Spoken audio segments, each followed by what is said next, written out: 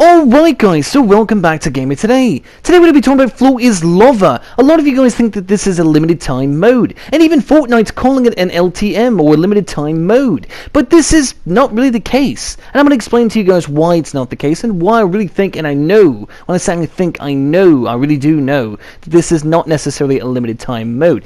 However, when they actually fully release this in the game this week, it will be a bit different. This whole game mode of the rising lava and all that may not be exactly what we're getting right now. See, there is going to be an eruption, there is going to be an event, okay, that will kind of make sense of all this in this limited time mode. So surely the mode is limited, but the features within the mode are not limited.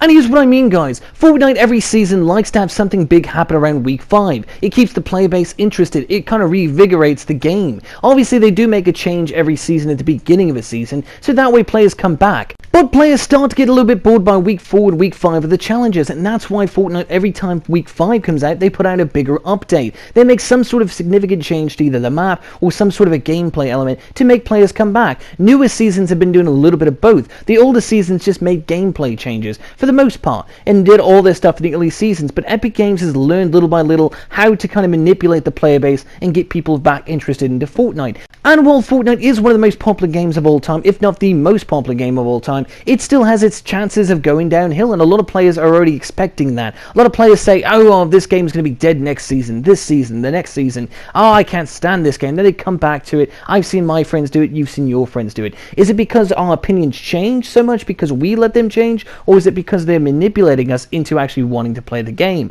by giving us new features, new experiences that we can only experience in Fortnite, by giving us new cosmetics, by giving us new things all the time? Fortnite finds a way to keep the players interested in playing the game. Now, there have been seasons that didn't actually keep the player base all there, and certain seasons failed more than others, but Season 7 took everything that they learned and really amplified it, and they did everything right. They gave us tons of free content, tons of events, tons of things that you had to be there to see, things that were just special that kept you tuned into it, and that's what they're doing with Season 8. Season 8 started out a bit stale, I will admit that, very stale if anything, but they gave the gimmick of a free battle pass which has never been done before, which is a good concept. Do a few challenges, get a free battle pass. Not bad at all. It's a great concept. Now that's a cool thing. In Fortnite Season 7, we saw the event with the Snow Time challenges, and those were really cool challenges, but the game mode of Snow Time wasn't exactly loved by everybody, but was a very unique and post-apocalyptic type mode. Players basically all of a sudden had to start fighting in a snowstorm and doing challenges, and then there was these creatures called the Brutes, the Ice Legion, and it was crazy, and then there was the Golden Brutes, Ice Brute, which is one of my more popular videos on the channel. I covered all of that stuff, guys. You can see it all on this channel, and you can get an idea for what they did. Now, keep in mind, guys, that challenge started out as a limited time mode, that, game mode. It started out as a limited time mode around week 4, week 5, and then, after they put it as a limited time mode, it disappeared.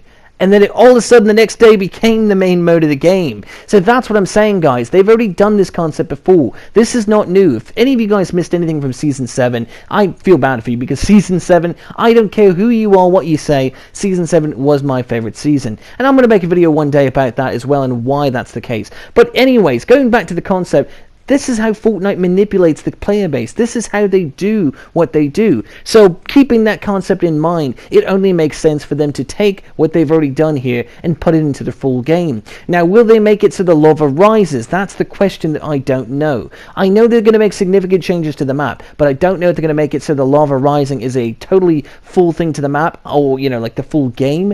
I don't know. My prediction is yes. I think they will keep it pretty much intact, but I think they're going to balance it out a little bit. I think they're doing a little bit of market research by having this actually as a limited time mode, so they can actually fix what's wrong with it, so they can put it in the game properly, because that's what they did with the Snow Time challenges, or the Snow Time whatever it was called, with the snow and all that in Season 7. That's what they did. They put it out as a test mode so that players that were curious can actually test out the mode before it was actually in the game, without even knowing it, thinking it's just a limited time mode, because we had never seen anything like that before in Fortnite. It could have just been a random mode. It didn't really seem to be like, oh wow, I mean, we know that the Ice King is having a storyline, and we know that this is going on. You guys also have to remember, guys, that event in Season 7 was a storyline event, and guess what? We already have the prisoner, right? We have the Fire King, okay? The Fire King has not yet become a king, technically. I mean, he is a king, but he doesn't have no crown. I need him to get a crown, guys. But no, seriously, guys. But remember the intro to Season 8, guys. Was the Fire King even there, really? He was there, but it wasn't really prevalent. In last season, Season 7, we had this huge build-up between the Ice King and the Fire King.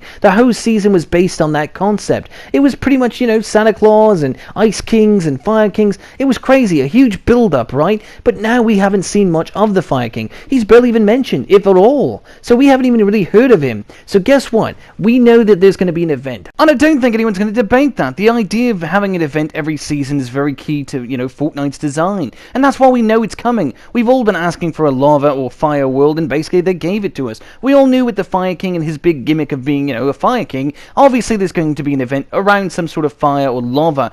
And when we saw the volcano, it was only obvious that it was going to erupt, and we're going to have some sort of a lava, you know, disaster. We didn't know it was going to be like this, but we did know that the lava was going to rise and obviously take out a few towns. Now, that could still happen. That could definitely be what happens, where only a certain amount of cities are actually affected, or the whole map will be affected. But considering that, you know, Fortnite is based on an island, meaning it's an island, islands are dramatically affected by volcanoes. So I've got a whole video coming out about that as well, guys. So there's a theory behind this, and it really does make sense to the real world. Now, obviously, it's a video game. We all know Fortnite is a video game, right? Some of you kids have been playing so long, you've kind of forgotten that.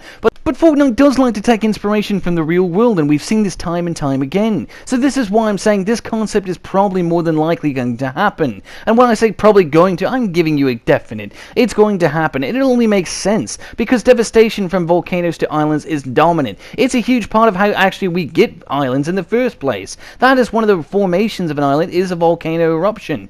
And this could be good news or bad news for the game of Fortnite, because obviously a lot of people are going to miss old towns and old structures that were there before. And with a volcano eruption, it could affect the entire island. This could mean that Fortnite will give us an entirely new map, the first big change to the entire map we've had in a long time. And when I say big change, I mean a drastic change, melting all the snow, taking out all the structures we're familiar with, and giving us a brand new map. Or this could be the end of Fortnite, but because Fortnite is such a popular game and such a massive franchise, I highly doubt that that's going to happen. But it is quite possible that we might get an entirely new island with a totally new shape, or maybe just new structures and new cities. It's quite possible. Or there's going to be some sort of post-apocalyptic stage before the entire eruption. I'm not totally sure. Obviously, none of us have the blueprints for Season 9. But again, I don't think we should be thinking about Season 9 just yet. Obviously, the event will dictate what might happen in Season 9. But again, Fortnite's quite unpredictable to a degree. The one thing that we can count on is there's going to be change, and obviously there's going to be an event. And I believe a lot of us think the same way, that the event is probably going to be tied into this LTM mode.